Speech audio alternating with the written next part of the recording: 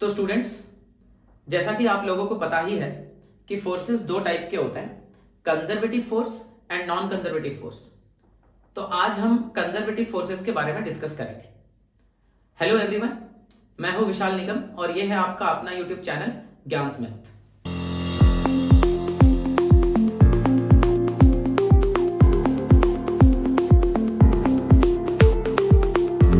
Those forces जिनके वजह से जो वर्क होता है वो पाथ के ऊपर डिपेंड नहीं करता है, उन्हें कंजर्वेटिव फोर्सेस कहा जाता है।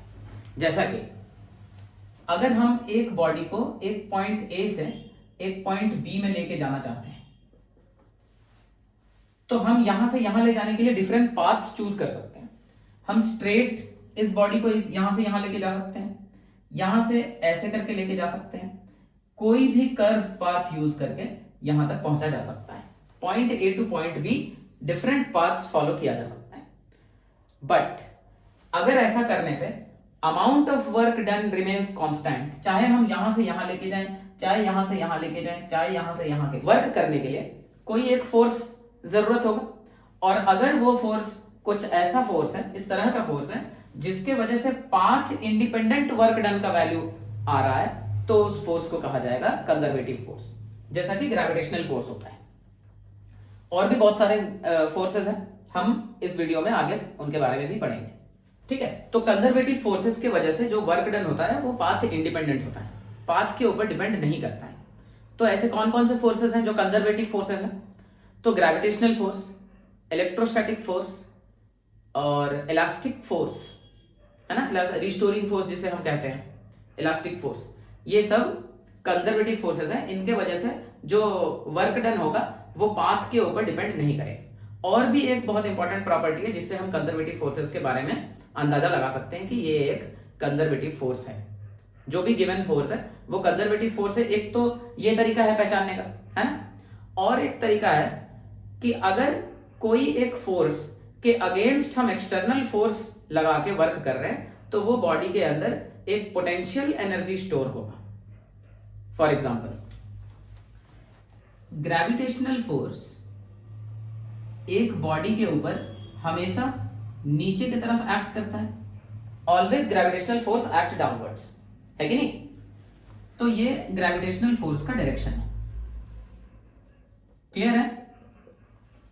बट अगर हम इस बॉडी के ऊपर एक एक्सटर्नल फोर्स लगा के इसको ग्रेविटेशनल फोर्स के अगेंस्ट ले जाए, समझ में आ रहा है? ग्रेविटेशनल फोर्स नीचे की तरफ एक्ट कर रहा है और अगर हम एक्सटर्नल फोर्स लगा के इस बॉडी को ऊपर ले जाएं, एफ एक्सटर्नल,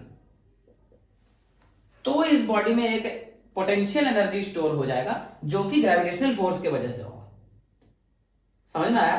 तो इसीलिए ग्रेविटेशनल फोर्स को कंजर्वेटिव फोर्स कहा जाता है। ग्रेविटेशनल फोर्स खुद तो काम करता ही है, उसके अगेंस्ट भी काम अगर एक बॉडी के ऊपर हो रहा है तो उस बॉडी में ग्रेविटेशनल फोर्स के वजह से, ग्रेविटेशनल फोर्स एक एग्जांपल है, आप हमेशा कंजर्वेटिव फोर्स ध्यान में रखेंगे उसे।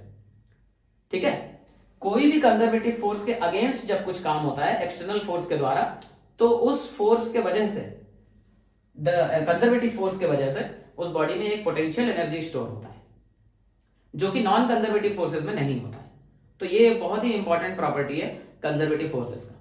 बॉडी में अगर पोटेंशियल एनर्जी स्टोर करवाना है तो हमें कोई भी एक कंजर्वेटिव फोर्स के अगेंस्ट वर्क बॉडी में करवाना होगा।